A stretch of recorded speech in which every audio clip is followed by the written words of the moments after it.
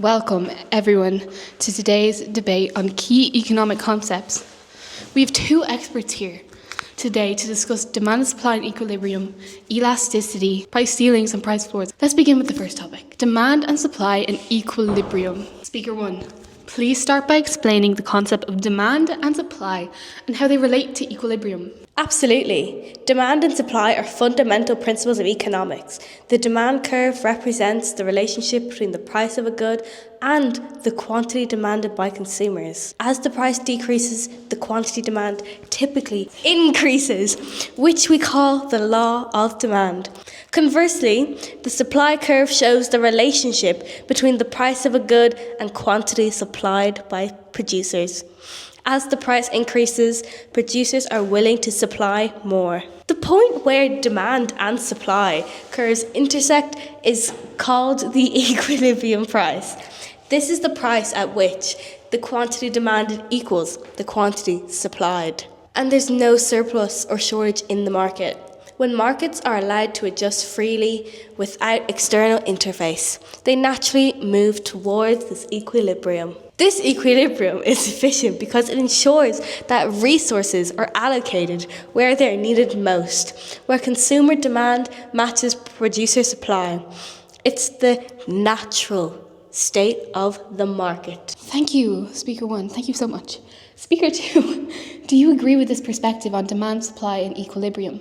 Not entirely, no. While the theory of supply and equilibrium is useful in theoretical context, it oversimplifies real-world markets. In practice, many markets don't reach equilibrium so easily, especially when external factors like government intervention, market power, or information asymmetry come into play. For example, in markets with monopolies and oligopolies, the supply curve doesn't behave the same way as it would in perfectly competitive markets. Prices can be artificially set above equilibrium by firms with market power, leading to inefficiency. And also, consumers might not have perfect information to make decisions, so the market might not clear at the equilibrium price. Furthermore, externalities like pollution or social costs are often not reflected in the price mechanism. In such cases, the equilibrium price does not necessarily represent the optimal outcome for society as a whole. Interesting points. Let's move on to the next topic, elasticity. Speaker 1, can you please explain the concept of elasticity and why it's important in economics? Elasticity measures how responsive the quantity demanded or supplies is to changes in price or other factors. Price elasticity of demand, PED, for instance, tells us how much the quantity demanded of a good changes in response to a price change. If demand is elastic, a small change in price leads to a large change in quantity demanded. If demand is inelastic, the quantity demanded doesn't change much with price changes. Understanding elasticity is crucial for businesses and policymakers. For instance, if a business knows that demand for its product is elastic, it may avoid increasing prices too much because it risks losing a significant portion of its customers. In a similar way, governments can use elasticity to determine the effects of taxes and subsidies. For example, taxing products with inelastic demand, like gasoline, leads to less of a drop in demand and generates more revenue. Speaker 2, do you agree with the importance of elasticity? Or are there aspects you think should be reconsidered? While elasticity is certainly an important concept, it can sometimes be overemphasized in a real-world situation. First, elasticity values aren't always constant. A good might be elastic at one price point, but inelastic at another, depending on income levels, substitutes available, or even cultural factors. This makes it tricky to apply elasticity as a blanket rule for business or policymakers. Also, not all markets behave accordingly to textbook definitions of elasticity. For example, in markets for essential goods, like life-saving medicines, demand is often highly inelastic, but price hikes can lead to significant public backlash, even though consumers have no choice but to purchase the goods at higher prices. Additionally, governments often intervene in markets where price signals and elasticity might fail to fully account for social welfare concerns. A purely elasticity-driven approach doesn't always reflect broader societal goals, such as equity or fairness. Thank you, Speaker 2. Now, let's discuss price ceilings and price floors, the final topic. Finally. Speaker 1, could you explain what price ceilings and price floors are and how they function in markets? Price ceilings and price floors are government-imposed limits on how high or low a price can be charged for a good or service. A price ceiling is a maximum price set below the market equilibrium price. It's often used to make essential goods more affordable. For example, rent controls in certain cities are intended to keep housing affordable for low-income residents. On the other hand, a price floor is a minimum price set above the equilibrium price. The most common example is the minimum wage, where the government sets a floor on how low wages can be to ensure workers are paid fairly. While these inventions can be well-intentioned, they can also lead to unintended consequences. Price ceilings can result in shortages. When the price is kept artificially low, demand exceeds supply, and people might be unable to get the goods or services they need. Price floors can lead to surpluses. If the minimum price is too high, businesses may produce more than customers are willing to buy, leading to wasted resources. However, in cases like rent control or minimum wage, the benefits of ensuring basic access to goods or fair wages can outweigh the negative impacts.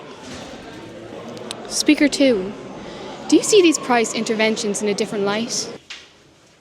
Yes, I have significant concerns about both price ceilings and floors. While they may seem helpful at first glance, they often create more harm than good. As Speaker 1 pointed out, price ceilings often lead to shortages. For example, rent controls may make housing cheaper, but they can discourage landlords from maintaining or building new rental units, leading to lower quantity and fewer options. Similarly, price floors like the minimum wage can create unemployment if the minimum wage is set too high. Employers might not be able to afford to hire as many workers, or they might replace low-skilled jobs with automation. This can hurt the very people these policies are designed to help, young workers or those with limited skills. There are also hidden costs to these interventions. In the case of price floors, while workers may see higher wages, they might also face prices for goods and services as businesses pass on the increased labor costs. In the long run, these interventions may lead to inefficiencies that harm the economy. Thank you both speakers for your thoughtful insights. We've covered a lot of ground today on demand, supply and equilibrium, price ceilings, price floors, elasticity. And now before we wrap up, would either of you like to offer any final insights? I'd just like to emphasise that while economic theory provides a useful framework, it's essential to consider both the market forces and the human impact of economic policies. When designed correctly, price controls, elasticity awareness and equilibrium can lead to more efficient, fair and sustainable outcomes. And I would argue that while theory is important, we must always be mindful of the complexities and unintended consequences that come with government interventions. Market forces, when allowed to operate freely, tend to lead better long-term outcomes than rigid price controls and oversimplified policies. Thank you to both our speakers for such a lively and informative debate. We hope the audience now has a deeper understanding of these important economic concepts.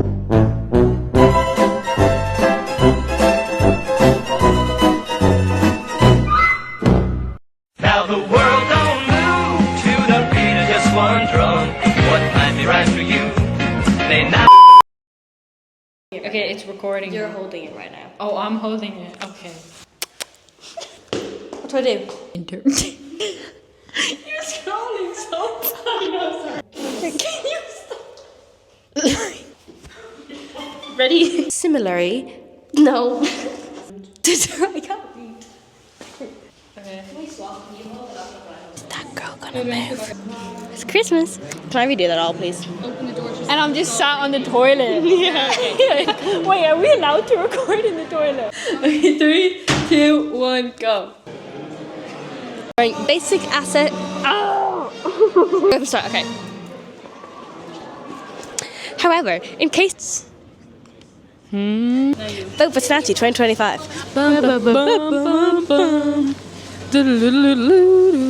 Making my way downtown, walking fast, shoulders passing. I just saw someone I know. This is really, really, really awkward. Please. We deserve 30%. 100. 100. 30 out of 30. 30 out of 30, 100 out of 100. We think you're great.